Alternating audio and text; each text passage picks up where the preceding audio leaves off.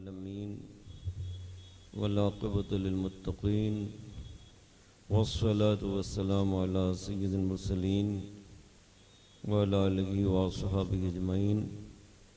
أما بعد فأعوذ بالله من الشيطان الرجيم بسم الله الرحمن الرحيم ألا إن أولياء الله لا خوف عليهم ولا هم يحزنون آمنت بالله صدق الله العظيم قال الله تعالى في شأن حبيبه إن الله وملائكته يصلون على النبي يا أيها الذين آمنوا صلوا عليه وسلموا تسليما صلى الله على النبي الأمي وعليه صلى الله عليه وسلم صلاة وسلام علیک یا رسول اللہ۔ نگاہ ولی میں وہ تاثیر دیکھی، نگاہ ولی میں وہ تاثیر دیکھی، بدلتی ہزاروں کی تقدیر دیکھی۔ سبحان اللہ۔ علماء کرام، سامعین حضرات، ابھی آپ نے ہمارے عزیز گرامی مولانا عرفان صاحب سلم الباری سے آج کی مجلس کی غرض و غایت سماعت کی۔ اللہ کا شکر ہے کہ ہم آستانہ پہ حاضر ہیں۔ اللہ ہماری حاضری کو قبول فرمائے۔ نعرہ تکبیر، نعرہ رسالت، علماء اہل سنت، حضرت علامہ و مولانا کاتب احمد صاحب قبلہ، نعرہ تکبیر، نعرہ رسالت، نعرہ رسالت، علماء اہل سنت۔ نزدیک آ جاؤ بھائی، مہمان خصوصی بھی ہمارے جلسے کے مہمان خصوصی تشریف لا چکے ہیں۔ حضرت علامہ و مولانا کاتب احمد صاحب قبلہ۔ بہتر یہ ہوگا کہ جو میرے بھائی دور بیٹھے ہوئے ہیں اپنی کرسی نزدیک کر لیں۔ کوئی آپ کو منع نہیں ہے کرسی بیٹھنا، اپنی کرسی جو ہے جلسے سے تھوڑے قریب کریں تاکہ مجمع اچھا معلوم ہو اور بولنے والے کو حوصلہ ملے۔ ہمارے کاتب صاحب ماشاءاللہ بہت اچھے خطیب ہیں اور بہت ہی اچھا بیان کرتے ہیں اور مجمع کو بالکل ہی زندہ اور تر و تازہ رکھتے ہیں، اور انداز بھی ماشاءاللہ بہت ہی پیارا اور بہت ہی بہترین انداز ہے، اور ہمارے راجستھان کے بہت ہی کامیاب خطیبوں میں سے ہیں۔ سبحان اللہ تبارک و تعالی ہمارے خطیب کو صحت و عافیت عطا فرمائے، ان کے بیان و خطاب سے اہل سنت جماعت کا مسلک اعلیٰ کا بول بالا فرمائے۔ تو یہ ہمارا جلسہ عرس کا جلسہ ہے، عرس کی تقاریب میں سے ایک شاندار تقریب کا نام ہے، اور مجھے تو بہت اس جلسے لگاؤ ہے کہ اس کے بہانے اچھی حاضری ہو جاتی ہے، اور کئی اچھے خطبہ ہمارے جلسوں میں آ چکے ہیں، اس میں کوئی شک نہیں ہے۔ اہل جلسہ جو ہے اچھے خطبہ کا انتخاب کرتے ہیں تاکہ سامعین کو زیادہ سے زیادہ فائدہ اٹھانے کا موقع ملے اور وہ کچھ نہ کچھ سیکھ کر جائیں، کچھ نہ کچھ لے کر جائیں۔ میں بھی بحمدِ تعالیٰ 50 سال سے اس آستانے پر حاضر ہوتا ہوں، اور اب 25 سال سے صرف درگاہی پر آتا ہوں۔ ایک مرتبہ حضور علامہ ضیاء المصطفیٰ صاحب قادری قبلہ مدذ العالی بھی یہاں پر خطاب کے لیے تشریف لائے، تو ان کے ساتھ میں رہنے کا موقع ملا، تو اس روز سے جو ہے ادھر ادھر جانے کے سارے بس راستے بند ہو گئے، سبحان اللہ، اور میں صرف آستانے اور مزار پر ہی آتا ہوں۔ سبحان اللہ، سبحان اللہ۔ سیدھا یہاں سے گھر جاتا ہوں اور گھر سے یا مسجد سے آستانے پر ہی آتا ہوں۔ سبحان اللہ۔ اللہ ہم سب کی آپ کی حاضری قبول فرمائے، آمین، اور ہمارے تمام اولیاء کرام کی برکتوں سے ہمیں مالا مال فرمائے، آمین، کیونکہ سب کا سایہ ہمارے سر پر ہے، بے شک۔ اس میں کوئی شک نہیں ہے۔ حضور حسن شہید رحمۃ اللہ علیہ ہوں، خواجہ نظام الدین رحمۃ اللہ علیہ ہوں، جتنے بھی ہمارے اولیاء کرام ہیں، حضور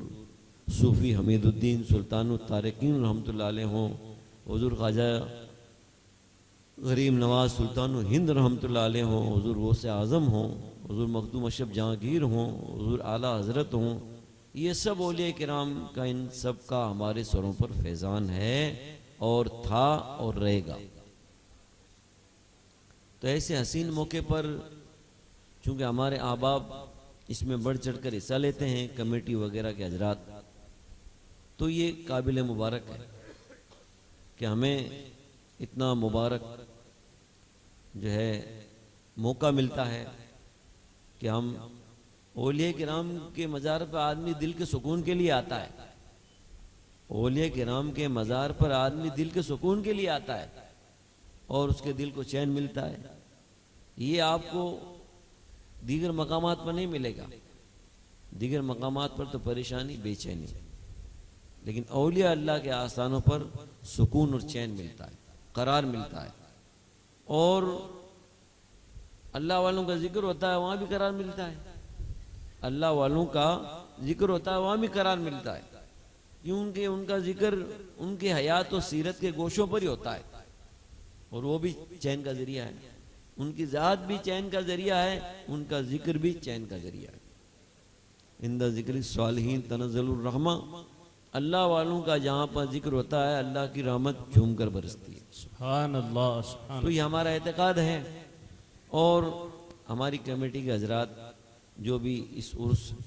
کی تقریبات کو بہتر سے بہتر امور انجام دیتے ہیں، وہ ہماری بھلائی کے لیے دیتے ہیں، ان کی کوئی ذاتی غرض و غایت نہیں ہے، بلکہ زائرین کو زیادہ سے زیادہ آرام ملے، زیادہ سے زیادہ سہولت ہو، اور وہ اطمینان خاطر کے ساتھ میں مزار پاک پر حاضری دے سکیں، کیونکہ عرس کا مقصد ہی یہی ہے، اور یہی عرس کی شان ہے۔ رات میں میں نے جامع مسجد میں بیان کیا تھا کہ بھئی جو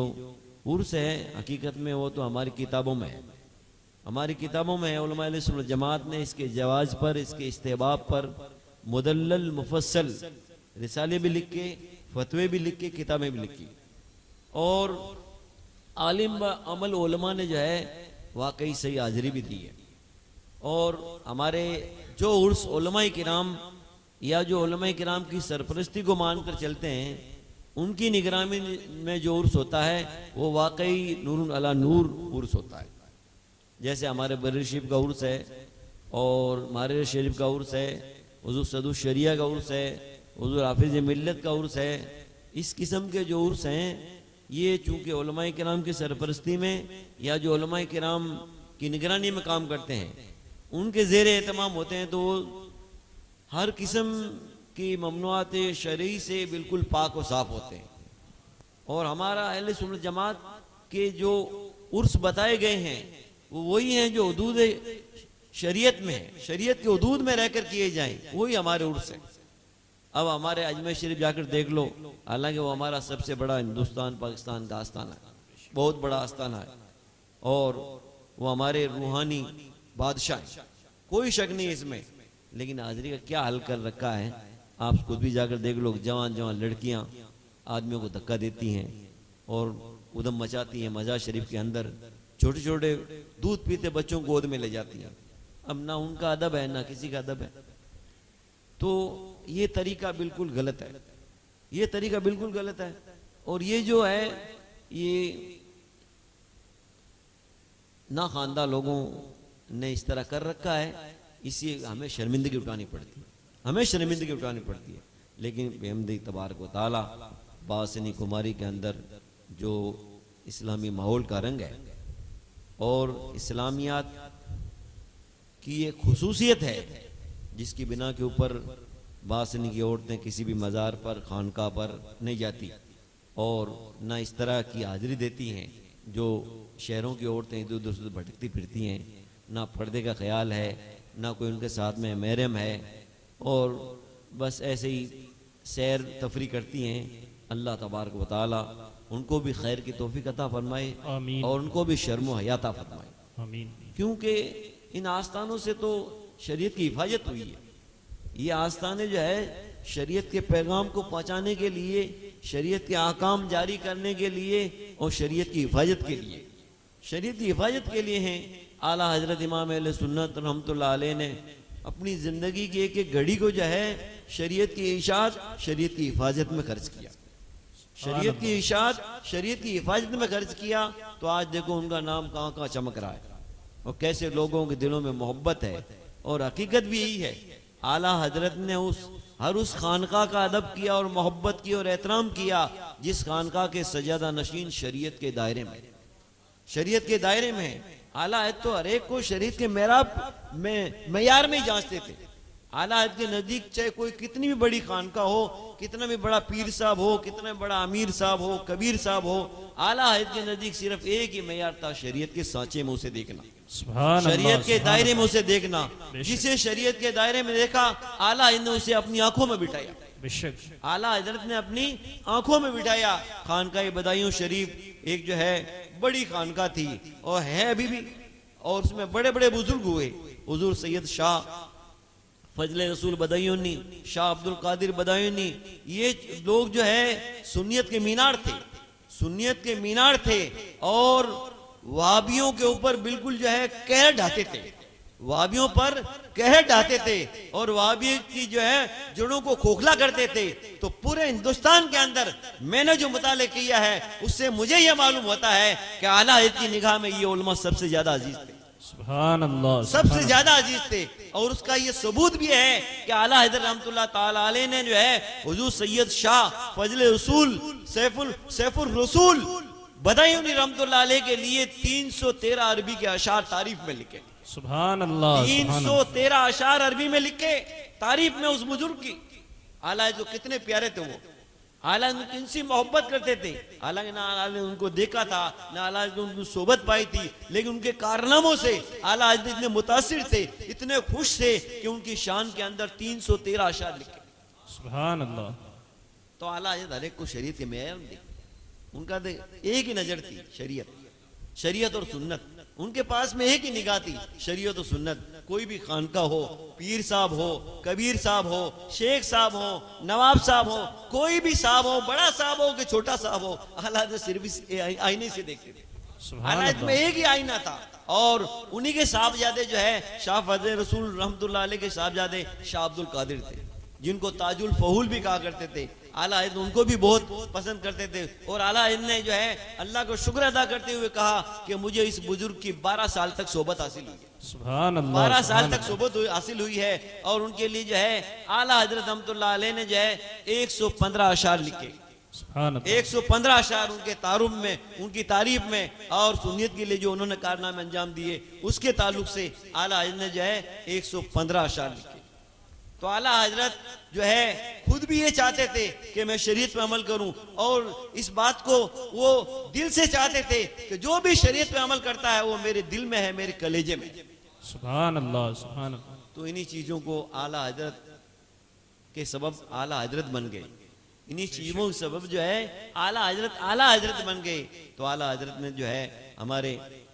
یہ جتنے بھی مسائل ہیں، یہ عرس کا مسئلہ، یہ فاتحہ کا مسئلہ، یہ نیاز کا مسئلہ، یہ قیام کا مسئلہ، یہ میلاد کا مسئلہ اور یہ قسم قسم کے جو مسائل ہیں جن پر معاذ اللہ رب العالمین وہابیت نے جو ہے ناجائز، بدعت اور حرام ہونے کے فتوے جڑ دیے تھے، ان سب کو اعلیٰ حضرت نے وہابیوں کو دندان سکن جواب دیا اور سنیت کا ڈنکا بجایا۔ سبحان اللہ، سبحان اللہ، میں عرس کرنے والوں کو اور کمیٹی والوں کو سب کو مبارکباد پیش کرتا ہوں کہ اللہ کا شکر ہے کہ آپ جو ہے صحیح اہتمام کرتے ہیں، صحیح انتظام کرتے ہیں تاکہ آنے والے لوگوں کو ہدایت ملے، ان کی سنیت مضبوط ہو، وہ مسلک و مذہب پر پابند ہوں اور انہیں معلوم ہو کہ یہ اولیاء اللہ کا فیضان جو ہے شریعت کے دائرے میں ہوتا ہے، شریعت کے دائرے میں ہوگا۔ ہم جتنا شریعت کے دائرے میں حاضری دیں گے انشاءاللہ تعالیٰ فیوز و برکات کی ہم پر بارش ہوگی، فیوز برکات کی ہم پر بارش ہوگی۔ ویسے ہم اہل سنت جماعت میں ایک طریقہ رائج ہے کہ پہلے قل یا ایھا الکافرون پڑھتے ہیں، پھر 3 بار قل اللہ شریف پڑھتے ہیں، پھر سورہ فاتحہ پڑھتے ہیں، پھر الف لام میم پڑھتے ہیں اور یہ پڑھ کر جو ہے ایصال ثواب کرتے ہیں۔ لیکن یہ بھی اچھا ہے اور اعلیٰ حضرت نے جو بتایا ہے وہ بھی طریقہ اچھا ہے۔ اعلیٰ نے فرمایا کہ پہلے 7 بار درود شریف پڑھو، پہلے 7 بار درود شریف پڑھو، پھر سورہ فاتحہ پڑھو، پھر آیت الکرسی پڑھو، پھر 7 بار سورہ اخلاص پڑھو، پھر 3 بار درود شریف پڑھو۔ سبحان اللہ، سبحان اب اللہ، آپ کو جو بھی آسان طریقہ ہو پہنچانے کا پہنچا دو، لیکن پہلے سرکار کی بارگاہ میں پیش کرو، مدنی تاجدار کی بارگاہ میں پیش کرو، اس کے بعد میں انبیاء کرام ہیں، صحابہ کرام ہیں، اہل بیت کرام ہیں، ائمہ دین ہیں، اولیاء کرام ہیں، شہداء کرام ہیں، صالحین کرام ہیں، اور ہم جن بزرگ کی بارگاہ میں حاضر ہوں ان کے وسیلے سے، ان کی روحانیت سے اللہ کی بارگاہ میں دعا کریں، اللہ کی بارگاہ میں دعا کریں۔ اور اعلیٰ حضرت امام اہل سنت رحمت اللہ علیہ نے یہ بھی طریقہ بتایا کہ 4 ہاتھ کے فاصلے سے کھڑے ہو، 4 ہاتھ کے فاصلے سے۔ اندازہ لگائیے جو بہت بڑا عاشق رسول ہے، جن کے عشق کی کوئی مثال نہیں ہے اپنے دور کے اندر، لیکن وہ سب سے زیادہ مؤدب، سب سے زیادہ محتاط ہے۔ سبحان اللہ۔ حاضری دربار اولیاء میں یا سرکار علیہ الصلوۃ والسلام کے دربار میں، حاضری دربار میں سب سے زیادہ محتاط ہے اور سب سے زیادہ مؤدب ہے۔ اسی مؤدب اور محتاط ہوتے نے اعلیٰ کو اعلیٰ بنا دیا۔ سبحان اللہ، سبحان اللہ اللہ۔ تعالی ہم سب کی حاضری قبول فرمائے اور ہم کو شریعت کے دائرے میں اپنی پوری زندگی گزارنے کی توفیق عطا فرمائے، نفس و شیطان کے فتنوں سے بچائے۔ جو لوگ نفس و شیطان کے غلام ہیں ان کے فتنوں سے السلام علیکم۔ وعلیکم السلام۔ سبحان اللہ، ماشاءاللہ۔ مانا عرب نے تجھ کو یگانا، گایا عجم نے تیرا ترانہ، مانے ہے تجھ کو سارا زمانہ، حامی سنت اعلیٰ حضرت۔ محترم سامعین کرام، حضرات نے حضور مفتی اعظم باسنی حضرت علامہ و مولانا مفتی ولی محمد صاحب قبلہ سربراہ اعلیٰ سنی تبلیغی جماعت باسنی سے اولیاء اللہ کے فضائل کے تعلق سے سیدی سرکار اعلیٰ حضرت کے اقوال اور فتاویٰ کی روشنی میں بہترین بیان سماعت کیا۔ اب میں نعت نبی صلی اللہ تعالیٰ علیہ وسلم گنگنانے کے لیے ہندوستان کی بہترین آواز، بلکہ باسنی کے لیے ایک باعث فخر شخصیت، میری مراد برادر محترم قاری محمد جاوید صاحب آپ حضرات کے سامنے تشریف لائیں گے، بہترین انداز میں نعت نبی صلی اللہ علیہ وسلم پیش فرمائیں گے۔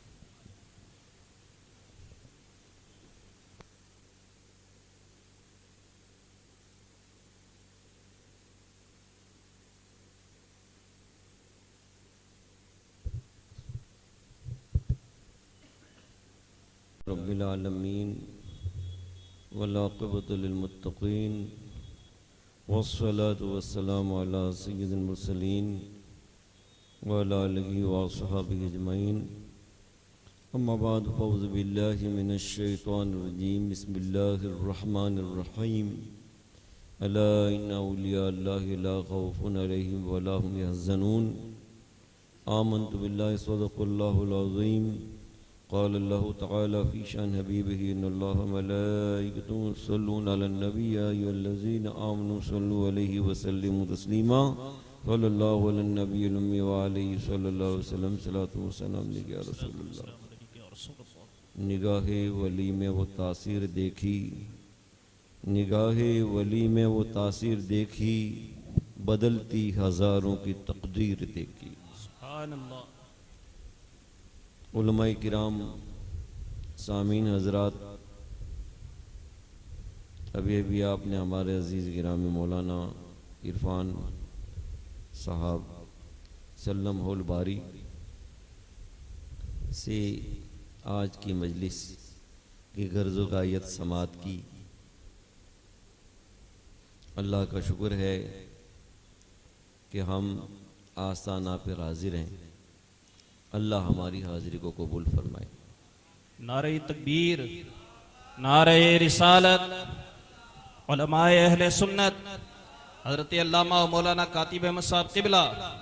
نعرہ تکبیر، نعرہ رسالت، نعرہ رسالت، علماء اہل سنت۔ نزدیک آ جاؤ بھائی، مہمان خصوصی بھی ہمارے جلسے کے مہمان خصوصی تشریف لا چکے حضرت ہیں۔ علامہ و مولانا کاتب احمد صاحب قبلہ۔ بہتر یہ ہوگا کہ جو میرے بھائی دور بیٹھے ہوئے ہیں اپنی کرسی نزدیک کر لیں، کوئی آپ کو منع نہیں ہے کرسی بیٹھنا، اپنی کرسی جو ہے جلسے سے تھوڑے قریب کریں تاکہ مجمع اچھا معلوم ہو اور بولنے والے کو حوصلہ ملے۔ ہمارے کاتب صاحب ماشاءاللہ بہت اچھے خطیب ہیں اور بہت ہی اچھا بیان کرتے ہیں اور مجمع کو بالکل ہی زندہ اور تر و تازہ رکھتے ہیں، اور انداز بھی ماشاءاللہ بہت ہی پیارا اور بہت ہی بہترین انداز ہے، اور ہمارے راجستھان کے بہت ہی کامیاب خطیبوں میں سے ہیں۔ سبحان اللہ اللہ تبارک و تعالی ہمارے خطیب کو صحت و عافیت عطا فرمائے، ان کے بیان و خطاب